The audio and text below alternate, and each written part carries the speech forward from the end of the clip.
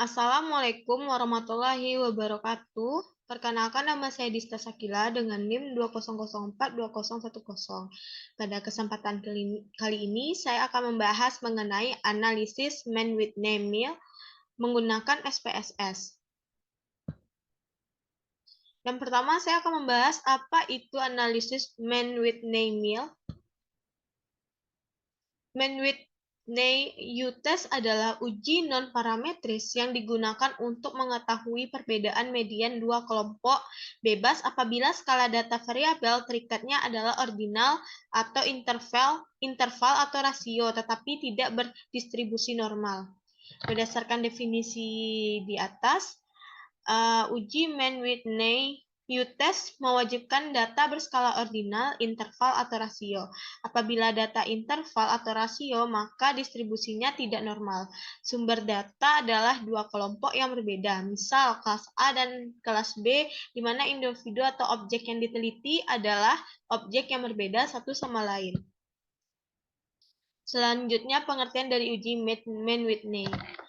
Mann-Whitney U-test disebut juga dengan Wilcoxon-Rank-Sum test, merupakan pilihan uji non-parametris apabila uji independen test tidak dapat dilakukan karena asumsi normalitas tidak terpenuhi. Tetapi meskipun bentuk non-parametrik dari uji independen t-test, uji Mann-Whitney U-test tidak menguji perbedaan mean atau rata-rata dua kelompok seperti layaknya uji independen t-test, melainkan untuk menguji perbedaan median atau nilai tengah dua kelompok. Tetapi beberapa ahli tetap menyatakan bahwasannya uji Mann-Whitney U-test tidak hanya menguji perbedaan median, melainkan juga menguji mean. Mengapa seperti itu? Karena dalam berbagai kasus, median kedua kelompok bisa saja sama, tetapi nilai p-value hasilnya kecil, yaitu kecil dari 0,05, yang berarti ada perbedaan. Penyebabnya adalah karena mean kedua kelompok tersebut berbeda secara nyata. Maka dapat disimpulkan bahwa uji ini bukan hanya menguji perbedaan median, melainkan juga perbedaan mean. Selanjutnya itu tujuannya. Seorang akan melakukan uji Mann-Whitney U-test apabila menemui kasus. Diketahui dengan jelas bahwa terdapat perbedaan median, berbentuk, dan sebaran data sama, tetapi tidak diketahui secara pasti apakah perbedaan median tersebut bermakna atau tidak. Untuk lebih jelasnya, silakan kita lihat gambar di bawah ini.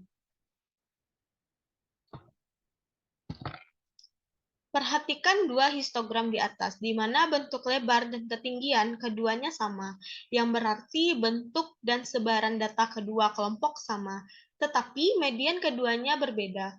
Lihat bahwa histogram yang di atas lebih ke kanan daripada yang di bawah, yaitu dengan median 18, sedangkan yang di bawah dengan median 15. Maksud dari peneliti melakukan uji Mann-Whitney U-test adalah menguji apakah perbedaan median tersebut bermakna atau tidak. Bagaimana bentuk dan sebaran dari histogram tidak sama. Apakah masih bisa dilakukan uji ini? Jawabannya adalah iya. Tetapi peneliti tidak lagi menguji perbedaan median dan mean, melainkan menguji perbedaan mean saja. Selanjutnya yaitu sensitivitas Mann-Whitney U-test. Maka dapat diartikan bahwa uji Mann-Whitney U-test atau MWU sangat sensitif terhadap perubahan median. Sebagai pilihan lain adalah uji Kolmogorov-Smirnov Z atau KSZ untuk uji dua sampel bebas. Uji KSZ ini berbeda dengan MWU, di mana KSZ bukan hanya menguji perbedaan median dan mean, melainkan juga perbedaan variansis. Maka, oleh karena itu, jika asumsi homogenitas dalam uji MWU tidak terpenuhi, maka KSZ dapat menjadi alternatif. Kelebihan dari uji KSZ adalah tidak begitu sensitif pada median, melainkan sensitif pada mean dan varians. Mengapa MWU dan KSZ berbeda? Jawabannya adalah karena keduanya bekerja dengan cara yang berbeda. MWU menguji perbedaan rata peringkat sehingga menghasilkan nilai U, yang kemudian dapat dikonversi menjadi nilai Z. Sedangkan uji KSZ menguji perbedaan pada distribusi kumulatif. Oleh karena itu, sebelum Anda memilih uji mana yang tepat, sebaiknya kita perlu memahami terlebih dahulu dalam kedua uji ini dan sesuaikan dengan hipotesis penelitian kita. Karena uji ini merupakan bentuk non-parametris dari uji independen, maka varians kedua kelompok haruslah sama. Selanjutnya ada asumsi dari Mann-Whitney. Berdasarkan uraian di atas, maka dapat disimpulkan asumsi yang harus terpenuhi dalam Mann-Whitney U-test, yaitu skala data variabel terikat adalah ordinal, interval, atau rasio. Apabila skala interval atau rasio, asumsi normalitas tidak terpenuhi atau normalitas dapat diketahui setelah uji normalitas. 2. Data berasal dari dua kelompok. Apakah data berasal dari 3 kelompok atau lebih? Maka sebaiknya gunakan uji Kruskal-Wallis. 3. Variabel independen satu dengan yang lainnya, artinya data berasal dari kelompok yang berbeda atau tidak berpasangan. Yang keempat, varians kedua kelompok sama atau homogen. Karena distribusi tidak normal, maka uji homogenitas yang tepat dilakukan adalah uji Levenes test, di mana uji Fisher F diperuntukkan bila asumsi normalitas terpenuhi. Asumsi poin 1, 2, dan 3 tidak memerlukan uji tersendiri, sedangkan poin 4 jelas perlu. Sebuah uji dapat menentukan apakah kedua kelompok memiliki varians yang sama atau tidak, yaitu disebut dengan uji homogenitas. Selanjutnya masuk ke analisis kasus Mann-Whitney.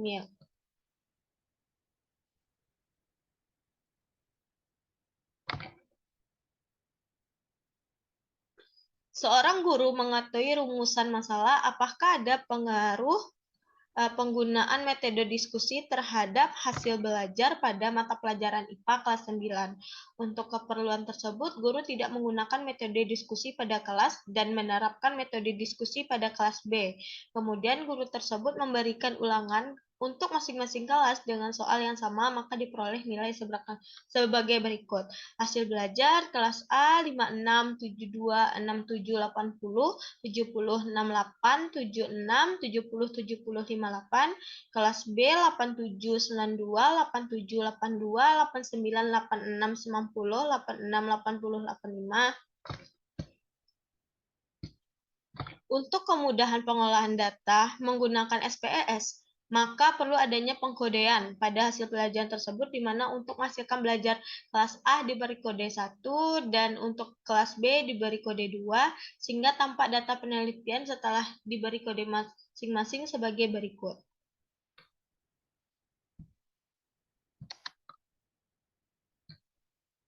Untuk mencari analisis Mann-Whitney ini, kita menggunakan aplikasi SPSS.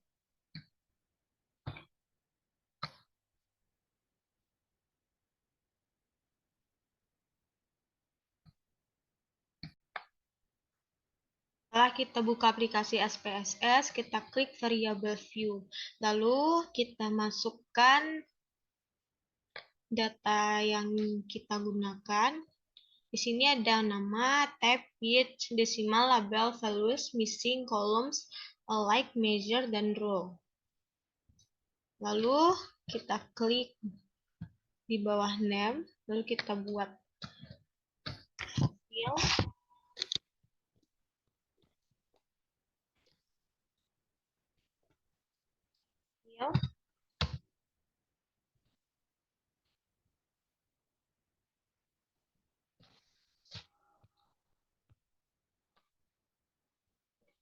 Lalu kita klik, desimalnya kita ubah menjadi 2, desimalnya menjadi 2, label kita buat hasil, hasil belajar kita.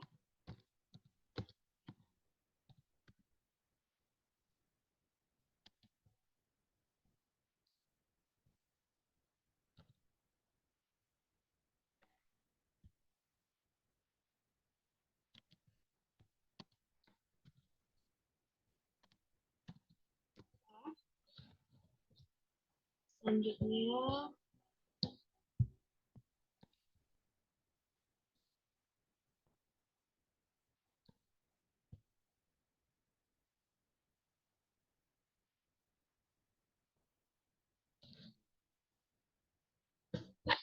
jadi ini kita buat kelompok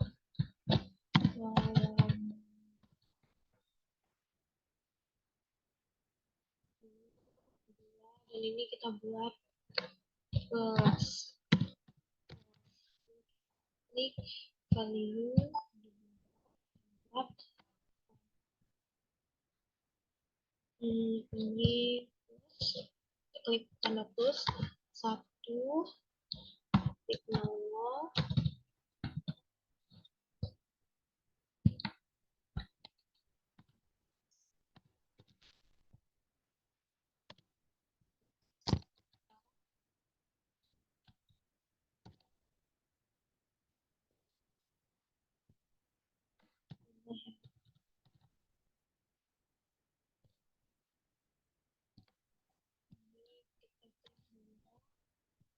klik ini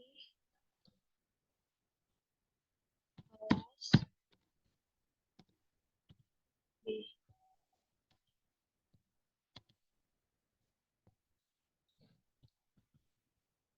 Kita klik OK.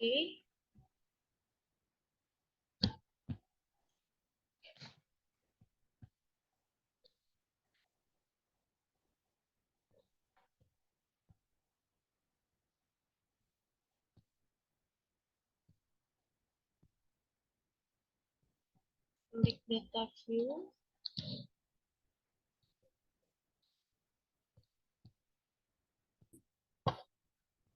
Lalu kita klik data view, lalu kita isi datanya sesuai data yang kita punya tadi.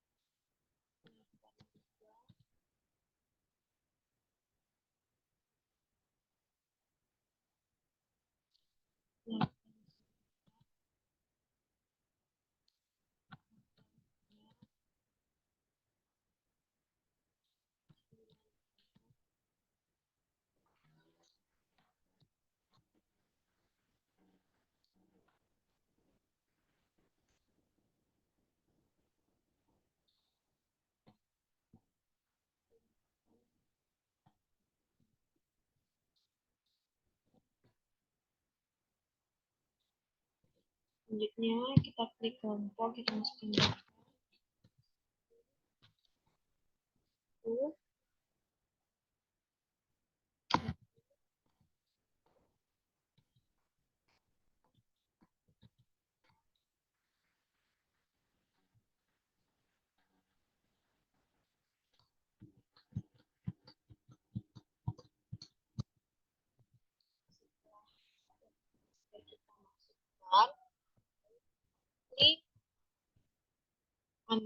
Kita klik analyze, lalu kita klik non parametric text, Lalu kita klik Legacy Dialogs. Legacy Dialogs. Lalu kita klik Independent Samples. Kita sudah tampil seperti ini. Kita masukkan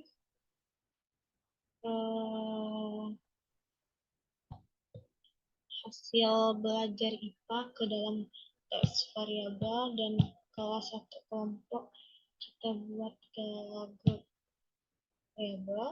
Lalu kita klik main with name.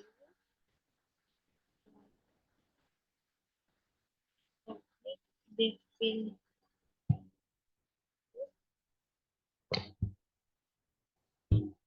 Klik 1 dan 2. Setelah itu lalu kita klik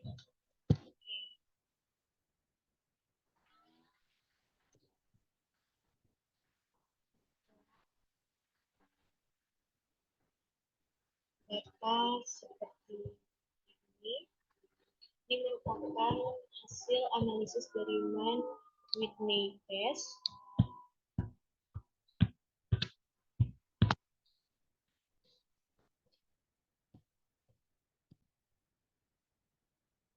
Jadi dapat disimpulkan bahwa